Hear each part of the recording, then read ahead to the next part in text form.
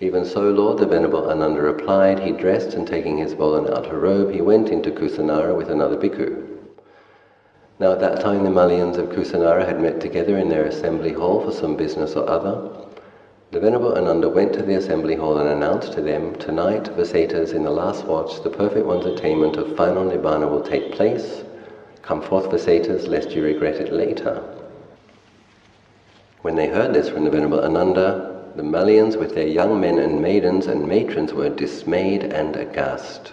Overcome by grief, some tore their hair and wept, some stretched out their arms and wept, some fell down and rolled back and forth, crying out, "So soon the Blessed One will attain final Nibbana, so soon the Sublime One will attain final Nibbana, so soon the I will vanish from the world." So can you imagine if you'd actually known the Buddha, and suppose you'd known him for a few decades, and suppose you'd been able to listen to his teachings, or suppose you'd been able to put alms food in his bowl, and can you imagine the happiness you would experience putting alms food in Lord Buddha's bowl? Can you imagine the serenity you'd experience as Lord Buddha spread loving kindness to us as he taught you? And imagine the confidence and ease that you would feel when you saw the Sangha entering your town with the Buddha at their head, so graceful, so handsome, such clear complexion, perfectly mindful, radiating his metta. And it's like for 45 years, you could see that people would get attached to that, and then you hear, in a few hours, we won't be able to look at the Buddha anymore. So, those who were not yet free of greed, those who still had attachment, tore their hair and wept, stretched out their arms and wept, fell down and rolled back and forth. So this is it, isn't it? One of the ways Lord Buddha describes dukkha. Separation from the loved is suffering. Do you think if you'd met the Buddha you would love him? Do you think you would love the Buddha?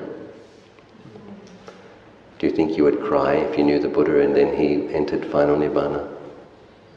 Yes. But you wouldn't roll around tearing out your hair, surely. Mindful practitioners. So all of the Malayans came, and Ananda thought, if I let the Malayans of Kusinara salute the Blessed One singly, one at a time, the night will be over before they finish. Suppose I get them to salute the Blessed One with a single representative for each clan thus: Lord, the Malayan named so-and-so, with his children, his wife, and his retinue and friends, salutes the Blessed One with his head at the Blessed One's feet. And he did so. In that way he got them to salute the Blessed One within the first watch. This is very beautiful, the next part. A wanderer called Subhada was staying in Kusinara at that time, and he heard, "Tonight, in the last watch, the monk Gautama's attainment of final Nibbana will take place." And then he thought, "I have heard from senior elders, teachers among the wanderers, that perfect ones appear in the world from time to time, accomplished and fully enlightened. And tonight, in the last watch, the monk Gautama's attainment of final Nibbana will take place, and there is still doubt in me. Yet I have confidence in the monk Gautama. He can teach me the Dhamma in such a way that I can rid myself of this doubt." So those who had faith in our Buddha called him the Buddha. Those who were not yet followers, called him the monk Gautama.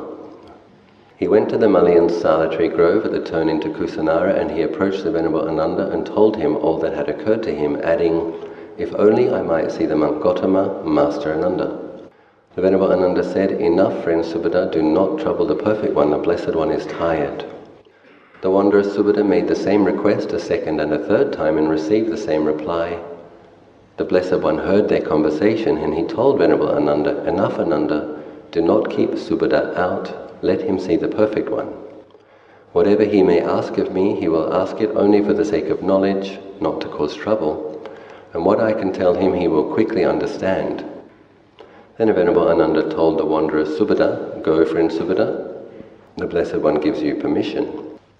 So most of the devas from 10 world systems, filling all of space, 500 bhikkhus, all of the Kusinarans, Not very long the Buddha is going to attain final Nibbana, but he makes time to teach one final person. It's very beautiful. We see the compassion of Lord Buddha. He went to the Blessed One and exchanged greetings with him, and with his courteous formal talk was finished, he sat down at one side, and then he asked the Blessed One, Gautama, there are these monks and Brahmins, each with his community, his group, leading a group, each renowned and famous philosopher, reckoned by many as a saint. I mean Purana Kassapa, Makali Gosala, Ajita Kesakambalin, Pakuda Kachayana, Sanjaya Belatiputa, and then Niganta Nataputa. So you imagine northern India, 2,500 years ago, a lot of spiritual practice occurring. So all of these people are leaders of different sects. Have they all had direct knowledge as they claim? Or have none of them had direct knowledge? Or have some of them had direct knowledge and some not? Enough, Subhada, whether they have all had direct knowledge as they claim, or none of them have had direct knowledge, or some have had and some not, let that be. I shall teach you the Dhamma, Subhada. Listen and attend carefully to what I shall say. Even so, Lord. Subhada, in whatever Dhamma and discipline the Noble Eightfold Path is not found, there the first monk is not found, the second monk is not found, the third monk is not found, and the fourth monk is not found. I believe that means stream enterers, once returners, non-returners, and arahants. In whatever Dhamma and discipline the Noble Eightfold Path is found, there the first monk is found, the second monk is found, the third monk is found, and the fourth monk is found. The Noble Eightfold Path is found in the Dhamma and discipline, Subhada, and it is only here that these first, second, and third monk is found. Others' doctrines are devoid of monks. I think in Pali that's probably samana, in Thai probably pratiteching. And if these bhikkhus live rightly, the world will not be devoid of arahants, of accomplished ones. Age 29, Subhada, I went forth, seeking after what is wholesome, and more than 50 years have now gone by. Since then, Subhada, the time when I went forth, outside this dispensation, never a monk is there who treads the way of Dhamma even in part. So it's interesting to notice that Lord Buddha explains the Eightfold Path before he answers his question. And once Subhada has understood the point, right mindfulness, right concentration, etc., then he basically says outside of the Buddha's dispensation there are not any true Aryans, stream enterers, Sakadagamis, Anagamis or Arahants. The wanderer Subhada said, magnificent Lord, the Dhamma has been made clear in many ways by the Blessed One, as though he were writing the overthrown, revealing the hidden, showing the way to one who is lost, holding up a lamp in the darkness for those whose eyes see visible forms. I go to the Blessed One for refuge, to the Dhamma and the Sangha of bhikkhus. I should like to receive the going forth and the admission from the Blessed One. So usually in those days, this person has been practicing under other teachers. The Buddha explains one who has already been a sectarian and wants the going forth and admission is usually put on probation for 4 months. At the end of the 4 months, if the bhikkhus are satisfied, they give him the going forth and admit him to the state of a bhikkhu. Then the Buddha says there are exceptions. Subhada, very humbly, Lord, if that is so, let me be put on probation for 4 years. At the end of the 4 years, if the bhikkhus are satisfied, they will give me the going forth and admit me to the state of bhikkhu. But the Blessed One told the Venerable Ananda, give Subhada the going forth. Even so, Lord, the Venerable Ananda replied. Then the wanderer Subhada said to the Venerable Ananda, it is a gain for you, friend Ananda, it is a great gain that you have been anointed here in the Master's presence with the pupil's anointing. The wanderer Subhada received the going forth under the Blessed One and received the admission. Not long after his admission, dwelling alone, withdrawn, diligent, ardent, and self-controlled, the Venerable Subhada, by realization himself with direct knowledge here and now, entered upon and dwelt in that supreme goal of the holy life, for the sake of which clansmen rightly go forth from the house life into homelessness. He knew directly, birth is exhausted, the holy life has been lived out, what was to be done is done, there is no more of this to come. And the Venerable Subhada became one of the Arahants.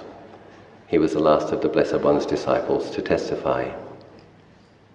Then the Blessed One addressed Venerable Ananda, you may think the word of the teacher is a thing of the past.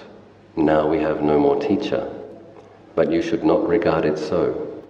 The Dhamma and discipline taught by me and laid down for you are your teacher after I am gone.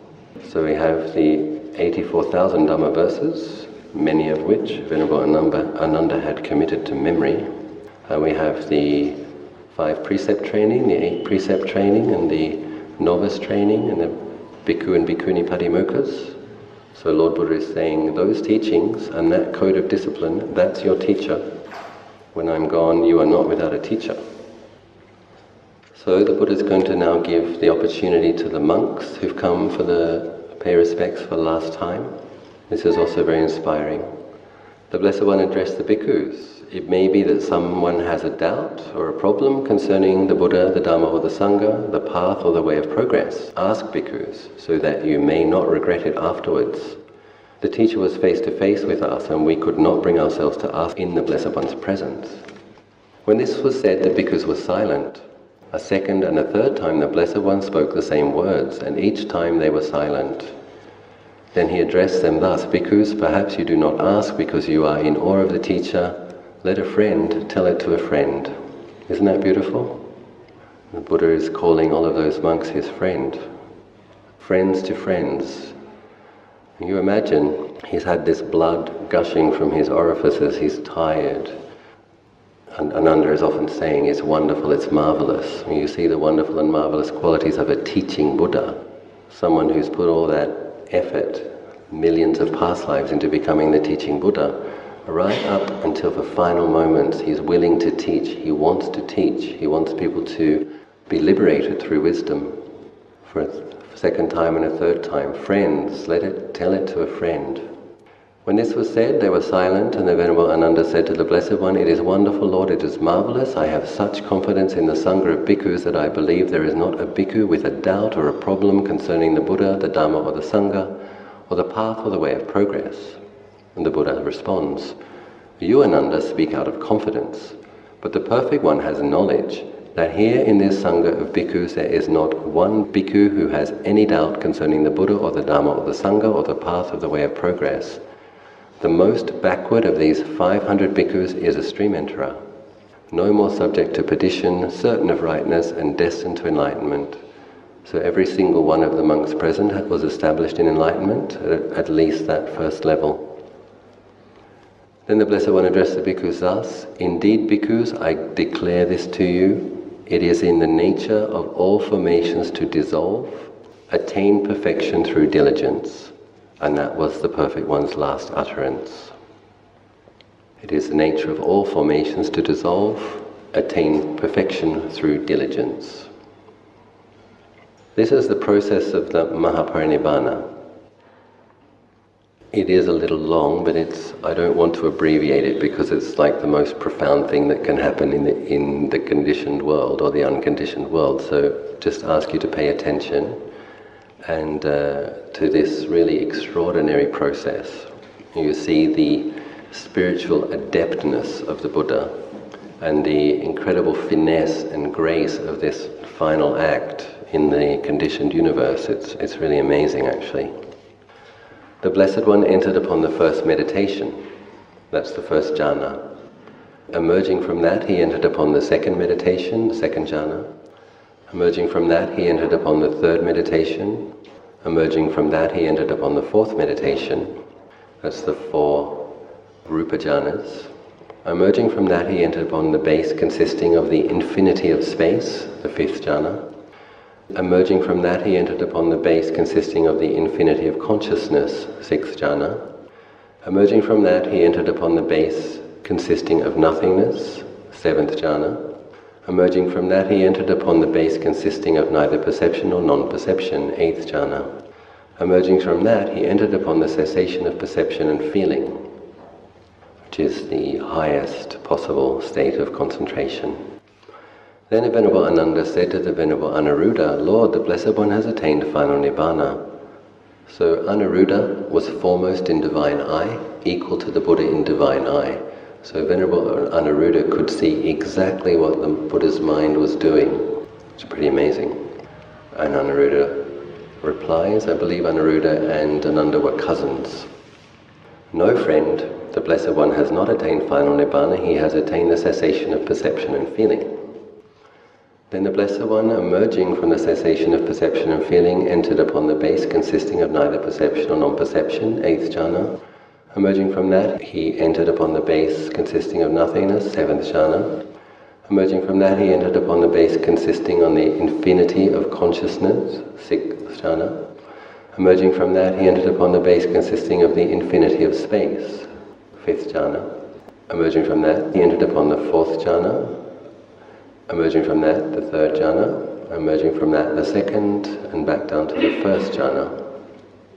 Now, emerging from that, he enters into the 2nd jhana. Emerging from that, the 3rd jhana. Emerging from that, the 4th jhana. And on emerging from the 4th meditation, the Blessed One attained final Nibbana. So he went upwards through all the 8th jhana, and then that very, very fine absorption, and then back down again to the 1st, up to the 4th, so that's the 4 arupa jhanas, and just between the rupa jhana and arupa jhana, the Buddha's mind is released into the Nibbana element. With the Blessed One's attainment of final Nibbana, there was a great earthquake, fearful and hair-raising, and the drums of heaven resounded. When the Blessed One's attainment of final Nibbana, Saka, or Indra, ruler of the gods, uttered this stanza, formations are impermanent, their very nature is to rise and fall, and there is none arises but must cease. True bliss lies in their stilling. It's a very profound verse. We actually chanted that at the site of the cremation today. Anicca sankhara upadavaya dhammino upajitava nirujanti te sangupasamo sukho. Formations are impermanent. Their very nature is to rise and fall. There is none arises but must cease, so that is, every condition is of the nature to cease, but this is the really good bit. True bliss lies in their stilling. Te sang upasamo sukho. So that's where we see that Nibbana is not nihilism. The Buddha isn't obliterated, putting down the conditions. What remains is true bliss. With the Blessed One's attainment of final Nibbana, some bhikkhus who were not without lust stretched out their arms and wept. They fell down and rolled back and forth. So soon the Blessed One has attained final Nibbana. So soon the Sublime One has attained final Nibbana. So soon the I has vanished from the world. But those who were free from lust, mindful and fully aware, said, formations are impermanent. How could it be that what is born, come to being, formed and bound to fall should not fall? That is not possible. Then the Venerable Anuruddha addressed the bhikkhus, enough friends, do not sorrow, do not lament. Has it not already been declared by the Blessed One that there is separation and parting, division from all that is dear and beloved? How could it be that what is born, come to being, formed and bound to fall should not fall? That is not possible. Deities are protesting, friends. What sort of deities has the Venerable Anuruddha in mind, remembering that Anuruddha has the perfected divine eye? There are deities, percipient of earth in space. They are tearing their hair and weeping, stretching out their arms, falling, failing down and rolling backwards and forth, crying out, so soon the Blessed One has attained final Nibbana, etc. And then there are deities percipient of earth in earth who are doing the same. But the deities who are free from lust, mindful and fully aware, say, formations are impermanent. How could it be that what is born, come to being, formed and bound to fall should not fall? That is not possible. So, many enlightened devas in the time of the Buddha. So we don't know, but obviously a significant portion of the devas that came to see the Mahaparinibbana of the Buddha were also enlightened. And those that weren't were very sad, and those that were understood the nature of things. So 8 leading Malians bathed their heads, put on new garments, thinking to lift up the Blessed One's body. An interesting thing happened. So they want to take him, leading Malians now want to take the Buddha's body to the place where they will cremate it. They could not lift it. They asked Venerable Anuruddha the reason.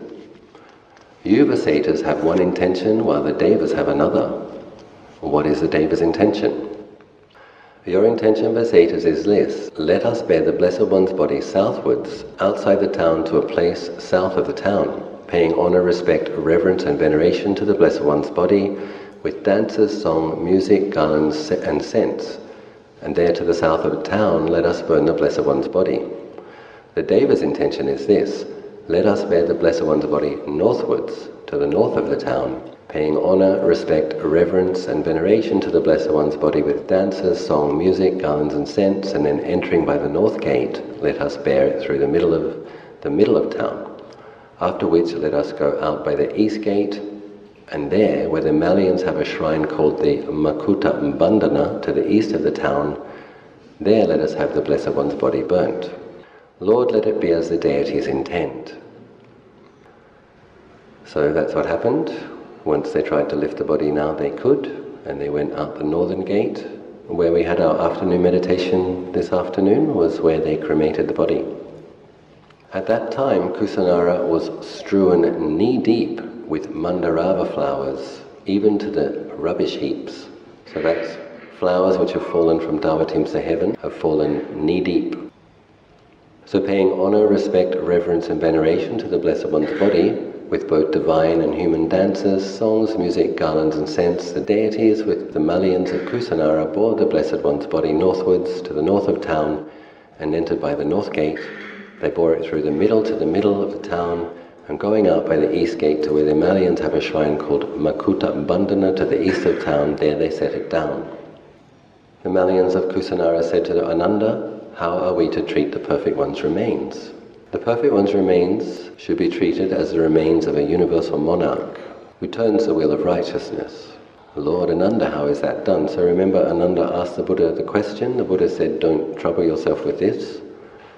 They wrap the remains of a universal monarch who turns the wheel of righteousness in new cloths, and they wrap it in well-beaten cloths, etc., 500 twin layers, place them in an iron oil vessel, and make a pyre with all kinds of scents and burn the remains. And then they build a monument to him, similar to a wheel-turning monarch.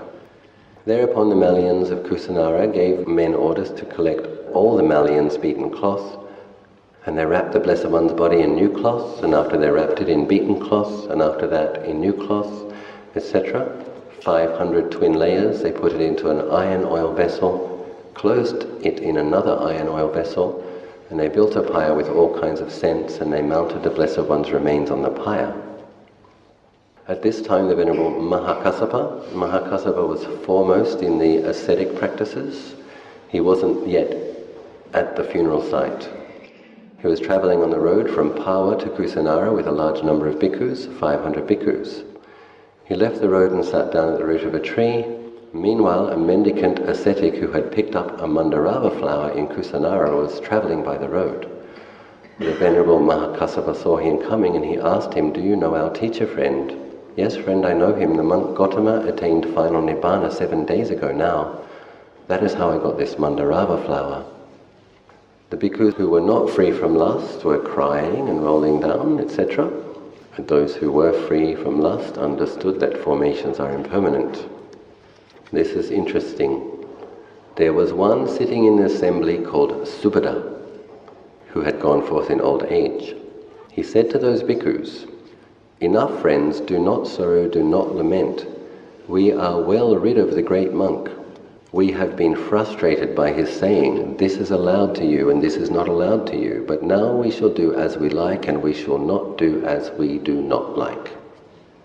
Isn't that terrible?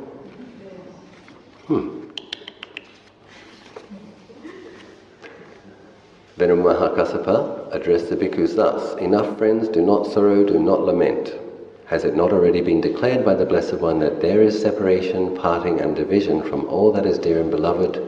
How could it be that what is born, come to being, formed and bound to fall should not fall? That is not possible. 4 leading Malians who had bathed their heads and put on new garments thought, let us light the Blessed One's pyre. But they were unable to do so. And then they asked the Venerable Anuruddha for the reason. The Devas have a different intention, Vasetas. But Lord, what is the Deva's intention? The Deva's intention is this, Vasetas. There is the Venerable Mahakassapa travelling on the high road from Pawa to Kusinara with a large community of bhikkhus, with 500 bhikkhus. The Blessed One's pyre shall not be lit until the Venerable Mahakassapa has saluted the Blessed One's feet with his head. Then, Lord, let it be as the Devas intend. The Venerable Mahakassapa came to the Blessed One's pyre at the Malian's Makuta Bandhana shrine at Kusinara. When he had done so, he arranged his robe on one shoulder. Raising his hands, palms together, he circumambulated the pyre 3 times to the right. Then the Blessed One's feet were revealed. He saluted the Blessed One's feet with his head. The 500 bhikkhus arranged their robes on one shoulder, and they did as the Venerable Mahakassapa had done. As soon as they had finished, the pyre caught alight of itself. And just as when butter or oil burns, it produces neither cinder nor ash, so too in the burning of the Blessed One's body, neither the outer skin, nor the inner skin, nor the flesh, nor the sinews, nor the oil of the joints produced any cinder or ash, only the bones remained.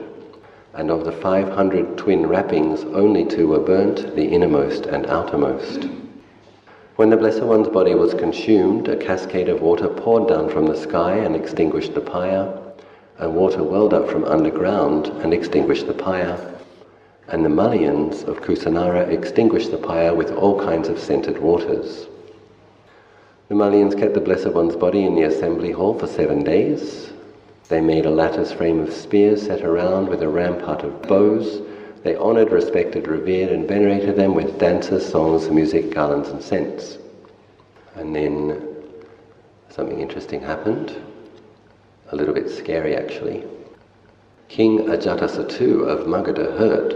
The Blessed One, it seems, has attained final Nibbana at Kusinara. He sent an envoy to the Malians of Kusinara with the demand. The Blessed One was a warrior. I too am a warrior. I am worthy of a share of the Blessed One's bones. I too will build a monument and hold a ceremony. And the Lichavis of Vesali heard likewise, and they too sent an envoy with the demand. The Blessed One was a warrior, we too are warriors. We too are worthy of a share of the Blessed One's bones. And the Sakyans of Kapaliwatu heard likewise. They too sent an envoy. The Blessed One was the greatest of our blood. We too are worthy of a share of the Blessed One's bones. We too will build a monument and hold a ceremony. And the Bullians of Alapaka heard likewise, and they too sent an envoy. The Blessed One was a warrior, we too are warriors. And the Kolians of Ramagama, etc. And the Brahmin of Veta Island heard likewise, and he too sent an envoy with a demand. The Blessed One was a warrior, I am a Brahmin, I too am worthy of a share of the Blessed One's bones, I too will build a monument and hold a ceremony. The Malians of Pava heard likewise, they sent an envoy, etc.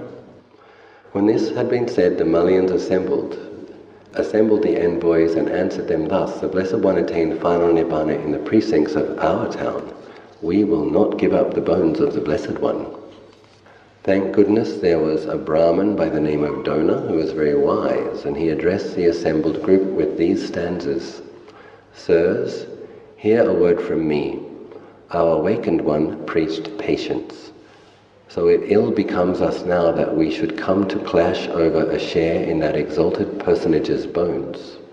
Sirs, let us all unite in harmony and in agreement to make up 8 parts, that monuments be set up far and wide, that many may gain trust in the seer. And that's what happened. 8 different stupas were built in 8 different kingdoms. We've paid respects at 2 of those, very, very old ancient monuments. One in Vaisali the other day, and today, at the site of the cremation, was where the Malians built their stupa. But isn't it telling and fascinating? Lord Buddha taught for 45 years non-attachment, non-clinging, letting go, not grasping, fading of lust.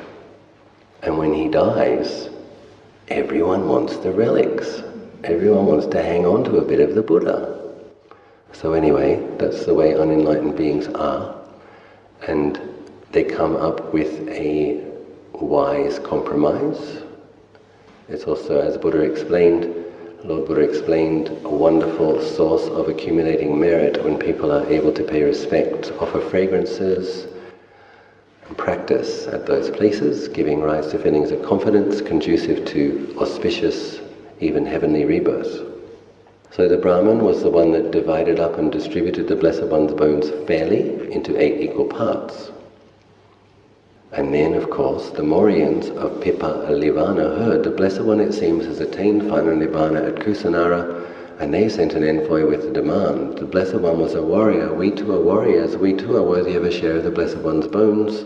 We too will build a monument and hold a ceremony. There is no share of the Blessed One's bone left, said the Brahmin. They have all been distributed, but you may take the ashes. So they took the ashes.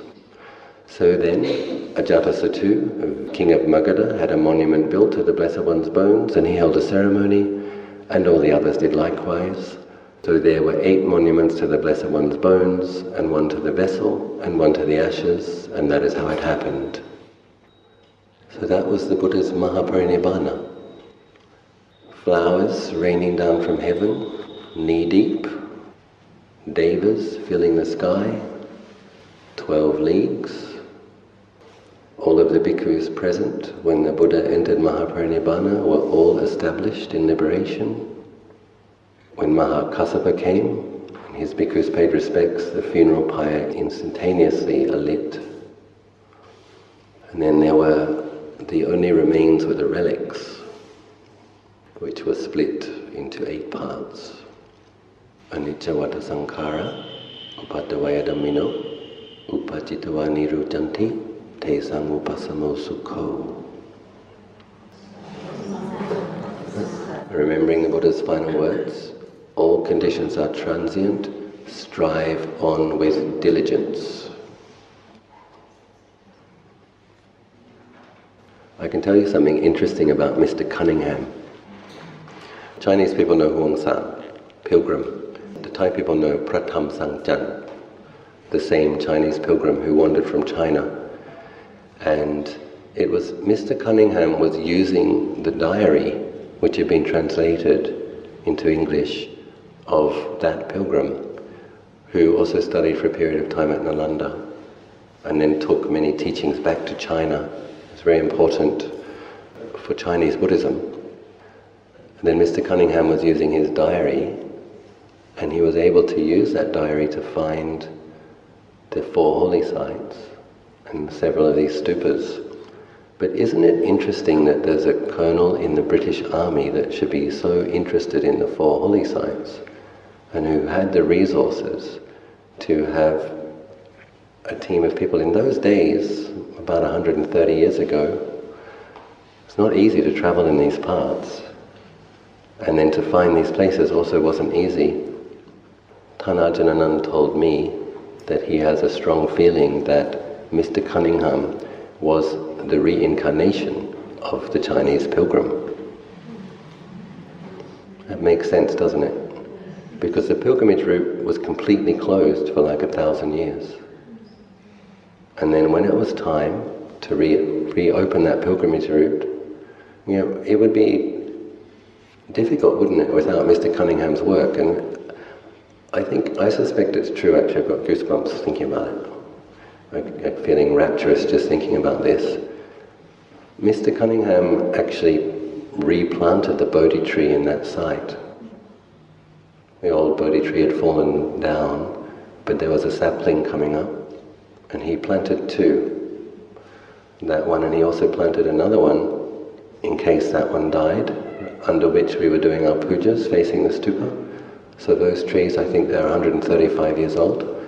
They were replanted by this Mr. Cunningham. So that's interesting.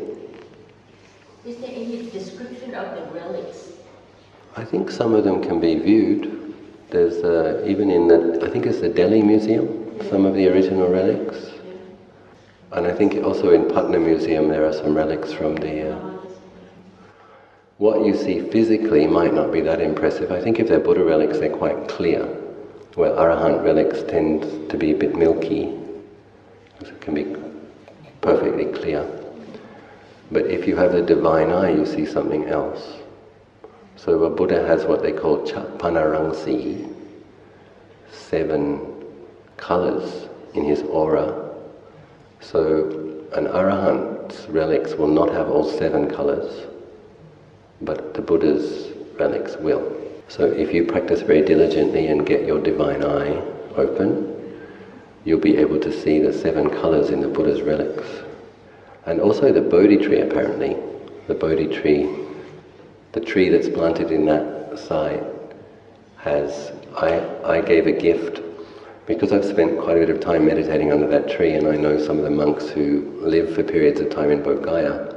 Over the years I've been given, branches fall down in the wet season, and then those monks very quickly grab them and have small Buddhas made out of them. I actually have a small Buddha amulet made out of Bodhi tree wood, but I've had a few of them over the years, and I had the very good fortune to give one to His Holiness the Dalai Lama, and I gave another one to His Holiness the Karmapa, and I gave another one to... These were not all given to me. There's another woman, committee member of Anandagiri by the name of Malin.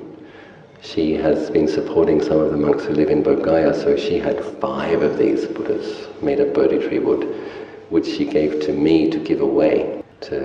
And so one was the Dalai Lama, one was the Karmapa, one Ajahn, and then one of Ajahn disciples, I better not mention his name, but he's famous for his samadhi. And I gave him this piece of Bodhi tree Buddha, and he said, "That's from the Bodhi tree in India, isn't it?" I said, "How do you know?" And he said, "I can see the 7 colors."